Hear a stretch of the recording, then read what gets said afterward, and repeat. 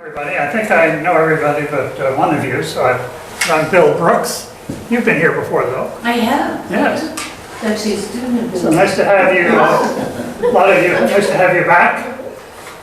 So I'm assisted today, Mary Manley would be here, the Associate Director who's celebrating her 20th anniversary with the museum. But she was called to jury duty, so she's up there deciding, or they're deciding whether she'll be a juror. And I'm also accompanied here by our wonderful Middlebury College intern, Karina Sierra, who's a junior, right? Mm-hmm. And is an intern at the Museum for Middlebury College. And my colleague Emma Garcelon-Hart, who's our archivist, is here. And then down at the front desk is Helmut Heitzker, who is a volunteer every Wednesday morning. So we couldn't operate this place without volunteers, internships, and my colleagues on the staff. So today we're lucky to have two speakers. They're both authors of this book, Grafting Memory. And I'm going to introduce them separately because Bill Mars first, he has a PowerPoint presentation, and then when we switch to the slide presentation, right after that I will introduce Bill Lipke.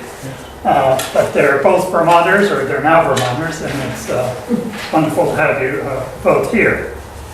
So they're taking their talk subject from the Grafting Memory book, which is available in the bookstore, and they were nice enough to make a gift of these, and so rather than $45 that this sells for, they're available in the gift shop for $15. So I invite you to be a nice Christmas present and a nice way to remember the armistice. Very nice. So thank you both. All right, I'll start off with Bill Mayers, who actually was born in Texas, right? I was raised in Texas. Raised in Texas. Where were you born? Missouri. In Missouri. Well, they didn't vote right yesterday. I know. At any rate, can't help that. And Texas. Texas didn't do so well either. But he's a man of many talents. In addition to being a former high school teacher, he's been a reporter. His commentaries are on VPR, and they've been for several years. He's a photographer. He's been a state legislature and a high school teacher. He's a graduate of Harvard, but we won't hold that against him. And he's an author of many books, and I just learned today that he's also a runner. He ran the Boston Marathon, and after that he's also a choral singer, a lot of wonderful choral music, so he wrote about his marathon experience. It's called The Bach, not the back, but the Bach Road to Boston. And one of his many interests is in beekeeping, and he's been president of the Vermont Beekeepers Association and the Eastern Agricultural Society. So he's up, keeps busy, he's energetic and young. They're both young, and it's my pleasure to welcome Bill to the podium.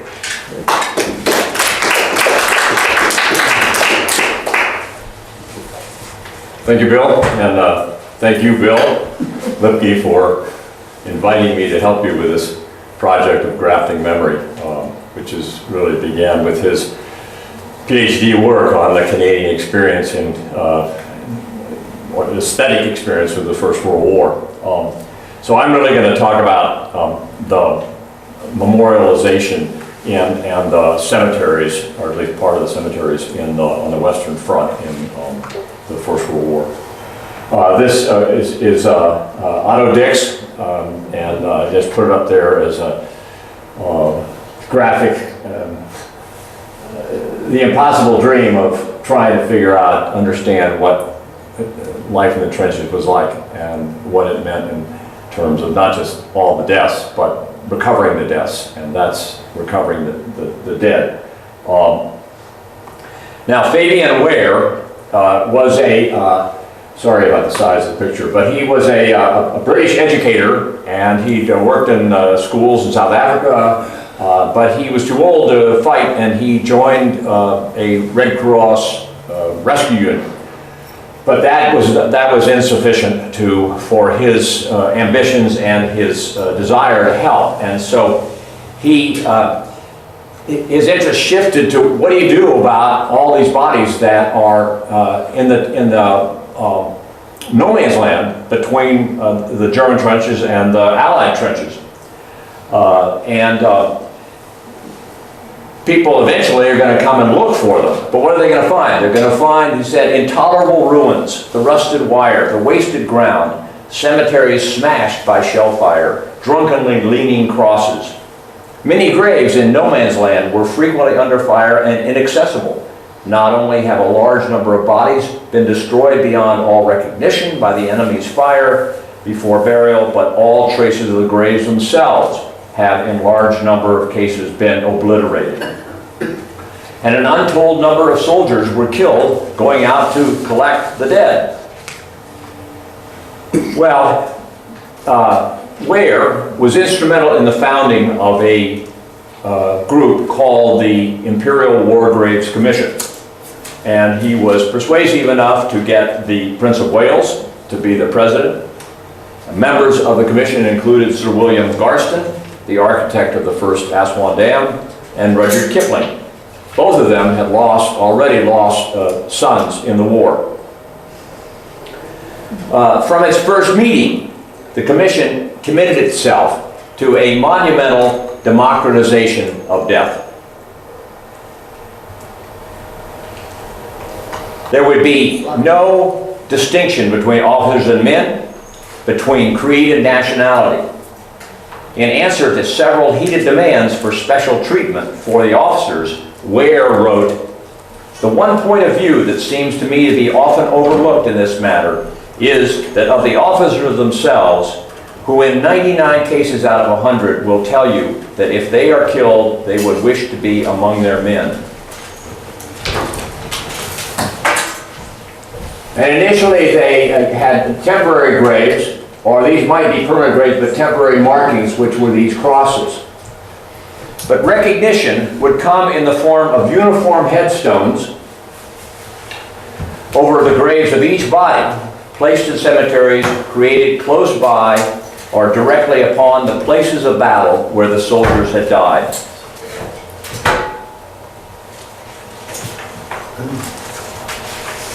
And just as in military dress and uniform, from haircuts to battle gear, were designed to eliminate individual differences between soldiers, so too the uniform treatment of headstones are meant to typify the union of all soldiers in motive, action, and death. By their very uniformity, they speak in one voice of one death, one sacrifice, for a cause that was common to all. Kipling came up with, for the soldiers who were dead but could not be identified, they did a simple gravestone, which, as you see, is emblazoned with the name or the inscription, "A Soldier of the Great War." And then at the bottom was "Known unto God." Of course, in the others where they could identify bodies, and they could identify service number, regiment, date of death, and age. Secondly, the commission prohibited the repatriation of the dead to England and the Empire. This was both for reasons of expense and because such a policy would create a de facto economic class system between families with means and those without. Now, in the and this is a Canadian cemetery with saying Canadian officer of the Great War or Canadian soldier of the Great War. In each of the cemeteries, well, I think this was, they had a system where I think if there were 500 graves in the cemetery, they would put in a memorial stone designed by the architect Edwin Lutyens, as one great fair stone of fine proportions, 12 feet in length, lying raised upon 3 steps, of which the first and the third should be twice the width of the second. Each stone shall bear in indelible lettering some fine thought or words of sacred dedication. So really what you're seeing here, it's a little bit ambiguous. It looks as if the cross is on top of this, but this is actually separated by about 10 meters. But this is the stone of remembrance. And the inscription is from Ecclesiastes. And again, Rudyard Kipling is the one who found that and persuaded the commission to use it. The cross of sacrifice, you see in the distance, was the work of the architect Reginald Bloomfield. It was a bronze longsword, blade down, embedded in the face of the cross. The cross's symbolism is unmistakably Christian. Its multi-tiered octagonal base also suggested Celtic roadside crosses to commemorate individually each soldier who had no known grave, which amounted to 315,000 in France and Belgium alone. But what to do about the missing? Well, I think, correct me, were there 3 major monuments with Tincott? Okay. There were 3 major, really, collection points. They couldn't be collection points for the missing, but 3 points, 2 in Belgium, Tincott and Ypres, and then in France, Thiepval. And the 2 here are, well, again, Bloomfield's, let me get mine. So in Ypres, there was many of the soldiers in the British Army had fought around that area, and they had marched out through the gates of Ypres to the west, and the Allies decided that they would commission a monument by Bloomfield, and it would rise amidst the vast ruins of Ypres, war-torn landscape so vividly depicted in the British artist Paul Nash's painting of the Menin Road. Bloomfield's Menin Gate is an architectural structure whose purpose is commemorative and utilitarian. It is both a hall of memory, commemorating nearly 55,000 soldiers of the British Empire, and a functioning gateway or bridge connecting the newer and older Ypres, or an extended triumphal arch through which vehicular and pedestrian traffic still pass. Not everyone was moved by the Menin Gate, nor viewed it as a memorial to British heroes. Siegfried Sassoon, war poet and veteran, wrote in his poem on passing the new Menin Gate, "Who will remember passing through this gate the unheroic dead who fed the guns? Who shall absolve the foulness of their fate, those doomed, conscripted, unvictorious ones?" Now the other major, this is actually in the arch, one of the arches inside the Menin Gate. And you can see these are dead from the Indian subcontinent. It was Indian, both what would be now Pakistani and Indians, but this is, and these were among the missing from the units who fought in that sector. The other major monument, other than Tincott, is at Thiepval in France. And its very scale and placement continues to draw attention from both critics and admirers. Designed by Sir Edward Lutyens, it is the corresponding memorial to the missing of the Somme in France, to Bloomfield's memorial of the missing in Ypres, Belgium. Lutyens' overscaled arch commemorates both soldiers of the British Empire and of France who came to the relief of those fighting the Germans and who died in the Somme offensive, a disastrous debacle which historian Liddell Hart described as both the glory and the graveyard of Kitchener's army. The July 1st, 1916 attack on the Germans, he noted, marked the heaviest British loss of any day's fighting in the history of the British Empire. Those who could not be identified in the adjoining cemetery over which Thiepval Orchard looms, still strangely out of scale in this rural agricultural landscape. It's sited on a high plateau. The memorial is of such magnitude as to be visible from a great distance. And if you see it in the distance,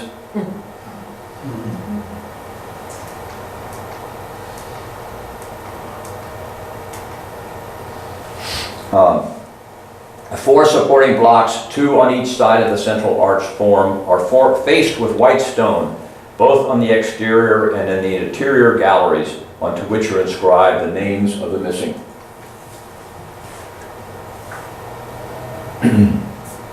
And that's actually as the French wanted to have, to the left is a small French cemetery, and the French buried their dead with crosses, but the British did not.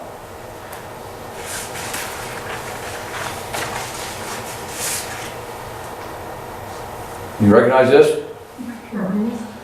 Well, Vincent Scully, who taught architecture and art at Yale and was Maya Lin's teacher, I think introduced her to the Thiepval Monument.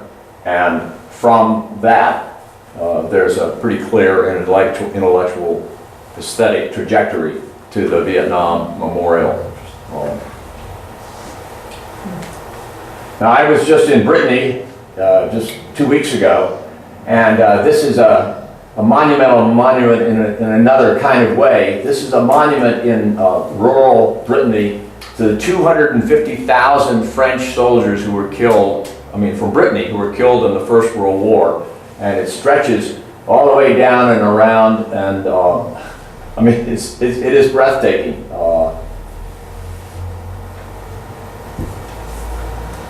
Well, and the American experience was different in a couple of ways.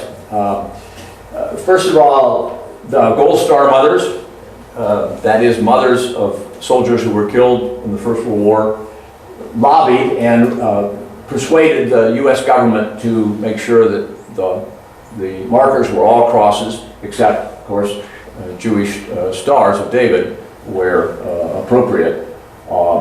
And secondly, of the 100,000 troops who were killed in the First War, 70% of them were brought home by their families, because again, the political pressure on the army was such that they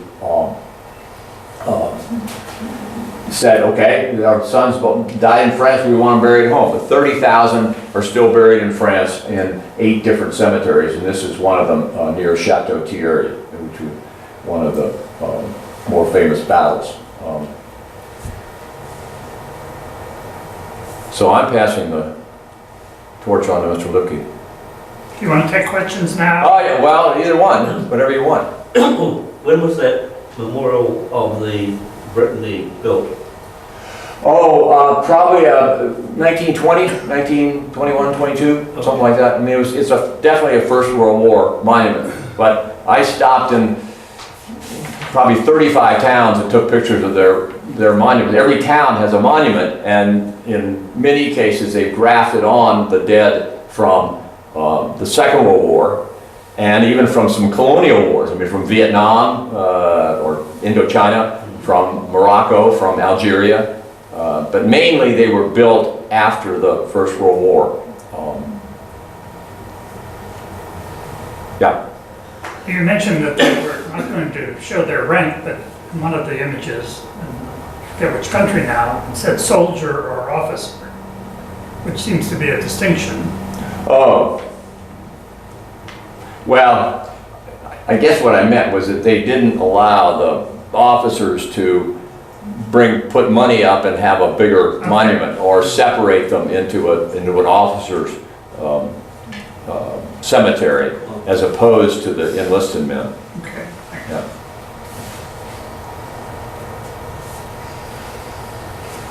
Okay. All right, well, Oh, you got it. Karina helps with the transition from one to the other.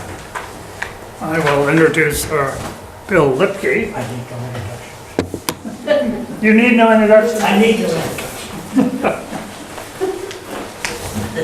Well, Bill is transplanted like most of us. In this case from the Midwest, but you didn't tell me where. Bill? I'm from the Midwest. Well, I know, it's the A state. Wolverine, a Michigander. Oh, well, good for him. And currently he's the Professor Emeritus of Art History from UVM, and where he was also director of the Fleming Museum of Art. And he was recognized for both his many roles in the arts by the recipient of the Award of Merit several years ago from the Vermont Arts Council. And the citation read, "In recognition of distinguished service to the arts in Vermont." And before coming to UVM, Bill had teaching positions at both Cornell in New York and Reed College in Oregon, right? It's a great school. And his art interests have resulted in working on two distinguished exhibits. One was the Thomas Waterman Wood and Vermont Landscape Images. That was in the 100-year retrospective. And there was several years ago a wonderful exhibit at UVM of Heidi, and we happen to have one image downstairs if you're interested, of a local image of Otter Creek. And so his interest is landscape painting, the history of graphics, modern and contemporary art and architecture, particularly of 20th century British art. So there again, it's my pleasure to introduce Bill Lipke. Thanks, Bill.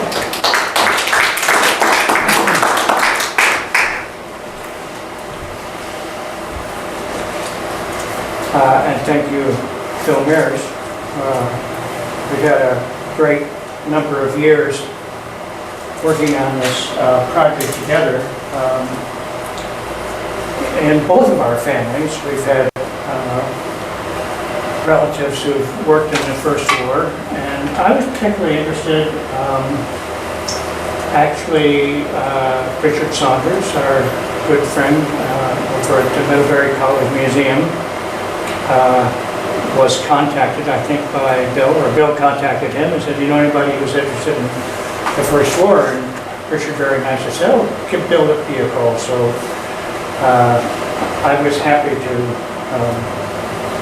flatten my gums on the occasion. Just a brief aside. I feel badly, Bill. We forgot to wear our poppies today. Anyway, so I was interested in sort of tying in the exhibit today with what Bill and I have been up to, and that is the rather intriguing installation of the response to John Mccrae's poem in Flanders Fields. Most of you know Mccrae was a Canadian lieutenant colonel. He was also a doctor. He died in 1918, but not from war wounds, but from early exposure to the Spanish influenza, which of course killed some 50 million people during the end of the war, and to which, surprisingly, there is no known monument to those victims. Bill talked about how Canadians commemorated the war dead and the missing abroad, and I want to make just a few comments about how they were commemorated at home. And let me maybe just put an image in your head. If you go think of the Civil War monument in Middlebury, you think of the number, probably most, what do I want to say, the monument that you find in most cities and towns are monuments to veterans of the Civil War because of the great percentage of men who were killed of the population. So if you go through towns in Canada, small towns and large towns, and in fact the capital in Ottawa, you will find monuments to the First War, which took a great toll on that generation of men who fought with the Canadian Expeditionary Force. They, of course, unlike America, had no choice because they were part of the Commonwealth. Canada raised its armories in August of 1914 when Great Britain joined the war. America did not jump in until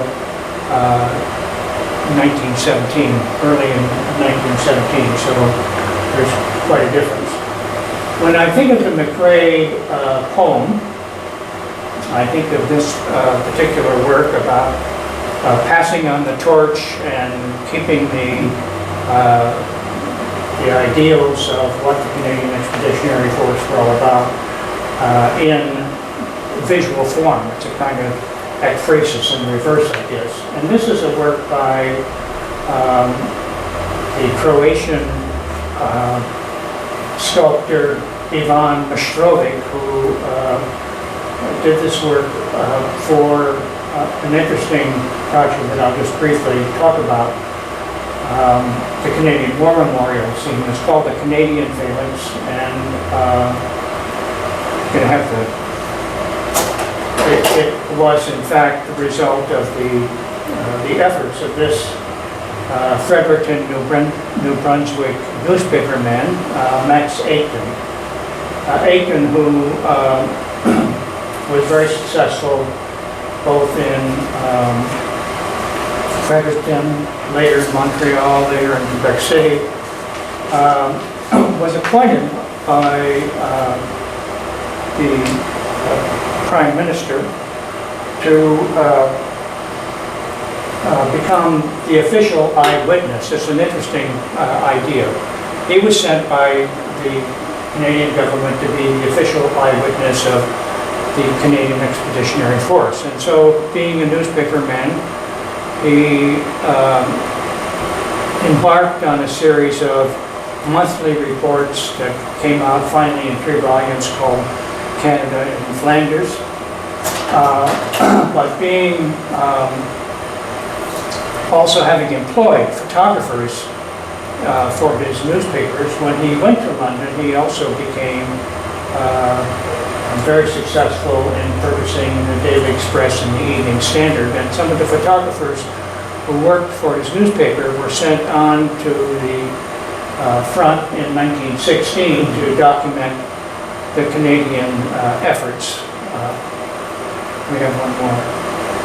So these are 2 photographs taken by Max Aitken. Now he's known as Lord Beaverbrook. He was given a baronetcy at that early in the war.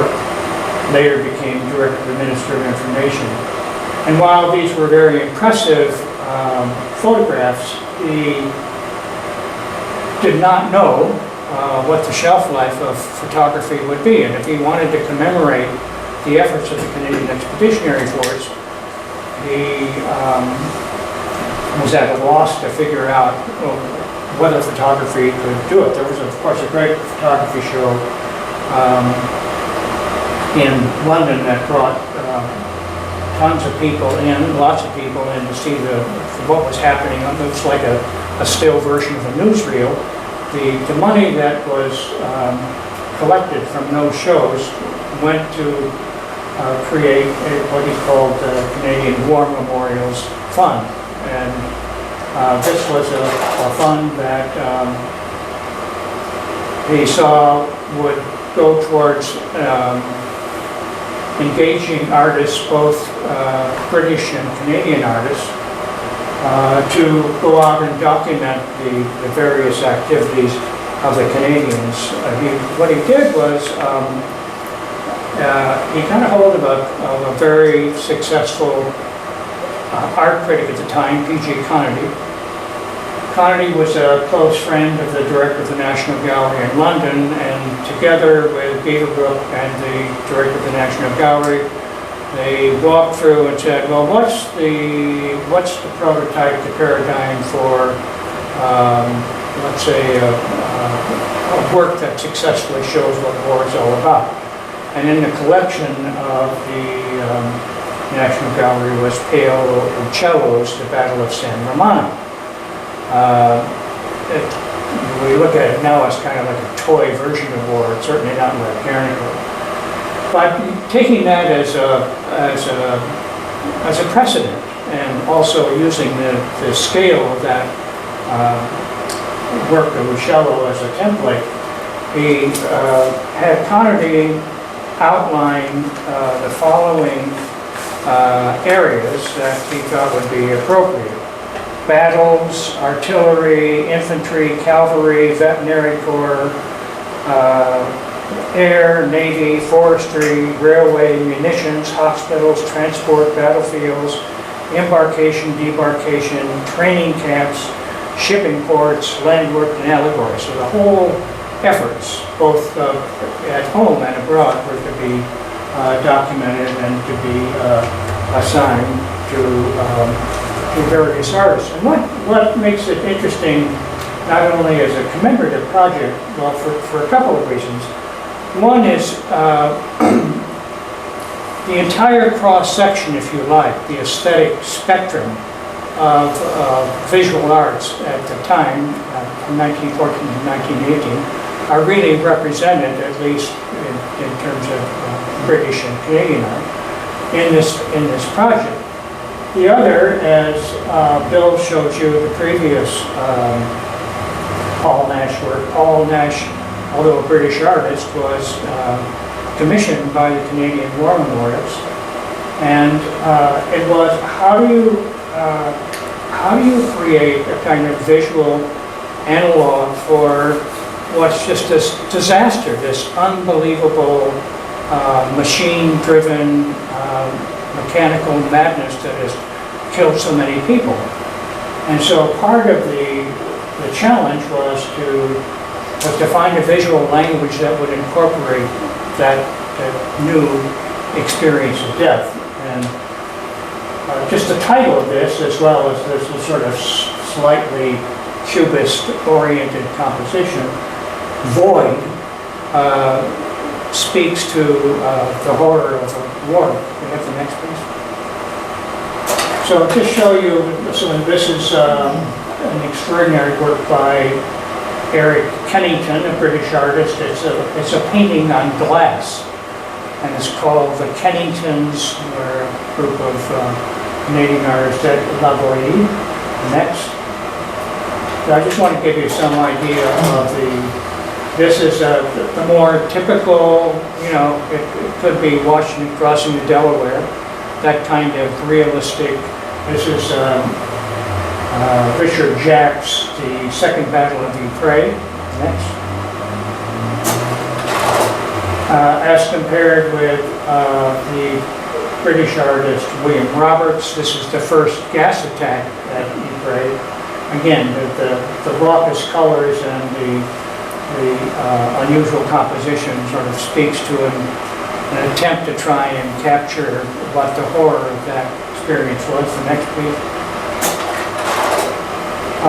Richard Nevinson, who was allied with the British futurist cubist known as the vorticist. This is marching to the trenches. You can see the obvious cubist and futurist references. Next. You could let me focus a little bit in the front. Right? Yeah, there you go. Yeah, take a look. A little more. This is Edward Wadsworth's Dazzle Ships. You get a little bit in the poster in the back. There's an attempt at some camouflage, but these were, this is a very, very large canvas, probably 12 by 20. And what happened, well, I'll explain that in a minute. Go to the next. So you begin to see that some of these artists were really attempting to use a new language to describe all this horror. This is David Bomberg. I had the opportunity in the late 60s to do the first book on Bomberg, and this was rejected as being a little too radical. It's interesting, when he was also commissioned by the British war memorials from the Second War, his work was rejected. Go to the next, please. This is A.Y. Jackson, a Canadian artist, well known, one of the group of 7. There's been some theory that many of the artists who were associated with Tom Thompson's group of 7 who worked for the Canadian War Memorial Scheme, and when they came back, discovered Algonquin and other wilderness areas in Canada, and so the group of 7 became a kind of it was embraced, particularly because of its the sense of recreation of a new wilderness that contrasted with that horrible wasteland that the First War represented. With the next one. So the work that Beaverbrook commissioned, he decided that it would be should be housed in a national war museum in Canada. He engaged a very successful architect, Mccrae Richards, who had done this great central hall across from Westminster Abbey in London. Plans were drawn up, but there was no money available in the Parliament to support it. So the work was given to Canada, but at that point there was no national gallery per se. It was housed in a former natural history building. Later on, the work was divided between the National Gallery and the Canadian War Museum. What is also interesting is the rebuilding of the Houses of Parliament. There had been a fire in Parliament in 1917, and when John Pearson, the architect, who obviously, as you can see, had in mind the British Houses of Parliament in Big Ben, when this tower was completed in 1919, it was referred to, and is still referred to, as the Peace Tower. And so this is a monument to commemorate the efforts of the Canadians in the First War. And there's a memorial chapel up in the area here, which has a Book of the Dead, a page of which is turned weekly. With the next. There was also a National War monument to the First War. And now, as Bill was saying, some of these monuments, there have later been additions from war since then. But this was a work entitled The Response. And so if you think of the very title of this work, it shows various members of the Canadian services coming through this triumphal arch with liberty and peace up on top. It was done by the March brothers, group of English sculptors, and finally completed in the late 30s. But the title and the spirit of it is very much a visualization of the thrust of Mccrae's poem. We have the next. Finally, I just wanted to point to the prevalence of monuments that you will find throughout Canada. This is the monument by George Hill in Westmount, and the last slide, please. And this is the more typical, the single soldier. This is in Mattawa, which is on up the Ottawa River where the Mattawa River joins. Again, a very simple monument with the names of the various battles. What's the one we saw, Bill? If you cross the border just past the customs going up to Montreal in Phillipsburg, there's a little pile in it, and there's a verse from a very popular poem at the time called Play Up the Game. You know, it was like the war should be like a good rugger game. And I think they got over that pretty quickly. But, so I think the installation in the exhibit here really, it was really imaginative, a way of thinking about Mccrae and Flanders fields and our neighbors to the north. I hope we're still neighbors. I think we are. I've really found a wonderful way to craft the memory. We stole the title of the book, by the way, from Julian Barnes, who's one of our favorite authors, who written this short story saying, well, what ultimately will happen to the cemeteries? They'll be on land that the new Target store wants to go on. There'll be a Walmart, you know, people will forget, and that'll be the end of it. So we hope, we applaud Bill for mounting this exhibition. It's really wonderful, and thank you all for coming today.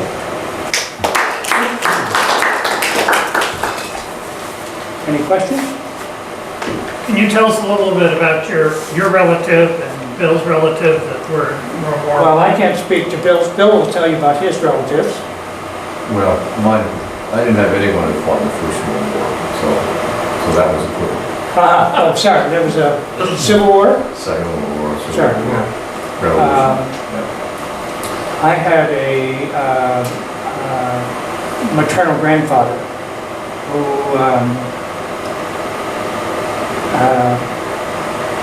just got sick of a life that he was sick and tired of, and he abandoned his wife and a 7-year-old daughter and decided he would march north to Canada and join the Canadian Services in 1916 because America hadn't joined yet, and it was a way out to escape a life that he wasn't really happy with. And he was gassed, and he ended up, interesting, Canada was in the forefront of figuring out how to deal with people who had contracted these horrible lung issues associated with gassing in a sanatorium in Gravenhurst, Ontario, which is north of Toronto. I met him once. He was in the sanatorium. He was sort of waved from the upper window. He came down, and I had this one photograph I took. And I had a little camera. I was 10 years old. He died in '47, and he's going down the hill.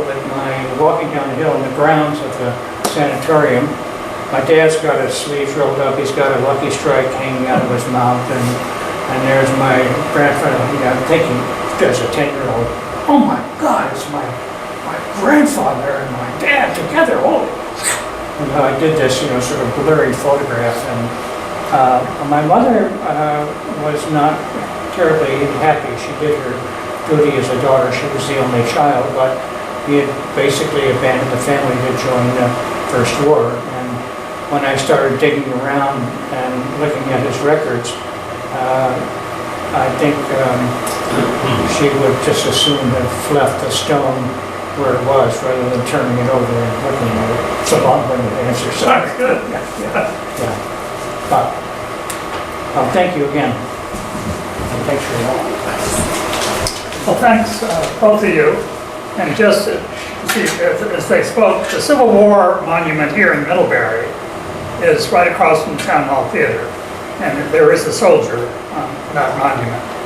And in the And the green across from the Middlebury Inn is a list of Middlebury residents who served in World War I. And if you go down to the American Legion, they have, I think there's only 2 or 3 names of those who they were able to identify, Middlebury or Addison County residents who died in World War I. And for those who have not had a chance yet to go through the entire exhibit, in Flanders Fields exhibit portion of this commemoration is in the room next door. And that was done, it's beautiful, I still tear up when I go in there, but it's it's based on the poem in Flanders Fields. It's done by Fran Bull, who's an artist from Brandon. So if you haven't had the opportunity to go in that next room or see this room and the one downstairs, please do so. And the exhibit was started because Sunday is the 100th anniversary of the armistice. And so we're also having 2 final gallery talks at that point, one by Robert Bernheim, who's going to talk about Germany after World War I, and the other is a wonderful presentation of photographs by Brennan Gautier, whose real job is an archivist for the State Historical Office, but he's became interested in finding historic photographs of World War I veterans and other veterans. And so he'll be doing a presentation. And those are 2, each will last about a half an hour. So I invite you to come back if you have the opportunity at 2 o'clock on Sunday. But anyway, thanks so much for coming. And yes, No, I have a question. How did the truce come about to terminate World War I? well, others are more historians than I am, but when I'm reading, the Germans were losing. And they're the ones that offered, They offered, yes. was there a territorial change of land? Yes, there was. What was it? But if you, one of the books we have in the next room, which usually is in this room, is a short history of World War I for those who, like me, were not entirely familiar with it. So I cannot give you the whole I think like history, but it's partly covered there. But thanks for asking. Yes? Just with respect to today's presentations, how did the 2 of you become interested in the Canadian experience? Why that? What preoccupied you? How did you become interested in the Canadian experience and the representation of that experience? For me, it was both grandfather. Yeah, stand up there so I can hear you. How did I get interested in the Canadian involvement? Part of it was because of my grandfather. My Was he mother Canadian? actually was sorry? Was your grandfather Canadian? No, he's the one. But he was who in voted. Canada. Yes, he was, both he and his wife were line type operators. They had 1 child, they would zip around to different newspapers, they ended up in Minneapolis, and he, I think, was tired of the clackety-clack of the machine and the clackety-clack of what was happening at home, and he bolted, as did his brother, who ended up being a bugler with the Canadians. Growing up in Michigan, you know, Canada to the north, Canada to the east, and my mother went to the University of Toronto. So we went every year, and then it was this war memorial scheme which fascinated me. You know, to think of, here you have a body of work, 873 works that are up in Canada, they're not well known, and I came across it when I was doing research for my dissertation in London, and so many of the artists that I was working with had been commissioned by Beaverbrook to do this work, so it all fell into place. So when I came east to Vermont and was close to Ottawa, I spent 6 months sabbatical working in the National Gallery. Anybody else have relatives? Oh, I'm only doing this project because of Bill Lipke, so, you know, and I have no Canadian roots. No, just a question. You had some photographers over there taking those black and white photos. Did the Canadians send over real artists that did oil paintings or other paintings like some of the other countries did in war times? Before photography really became, you know? Oh, yeah, no, I mean, rephrase the question for me. My hearing aids are, Oh, okay, were there artists sent from Canada right, to the front to yes. actually paint or, you know? Yes, well, that was an issue.